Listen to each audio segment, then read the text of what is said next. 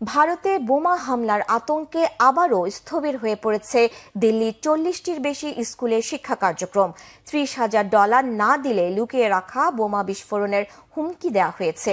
দিল্লির পুলিশ বিভাগ জানিয়েছে, স্থানীয় সময় সোমবার সকাল 7টা নাগাদ বোমা আতঙ্কের অভিযোগ নিয়ে থানায় গিয়েছে স্কুল কর্তৃপক্ষ।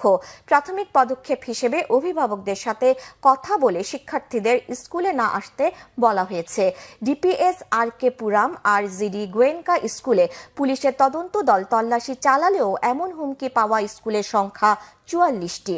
তল্লাশি চালানো হয় দেয়ালের ফাটল, গাছের গর্ত সহ স্কুল চত্বরে। রবিবার রাতে ইমেইলে হুমকিদাতা জানিয়েছে, ছোট ছোট বোমা স্কুল চত্বরের বিভিন্ন জায়গায় রাখা আছে। এবছর ভারতের বিমানবন্দর, রেল স্টেশন আর স্কুলে বোমা হামলার হুমকিতে আতঙ্ক ছড়ালেও পরে তা ভুয়া প্রমাণিত হয়। গত মাসের মাঝামাঝি বিমানবন্দরে বোমা হামলার হুমকির মামলায় 12 জনকে গ্রেফতার করেছিল পুলিশ।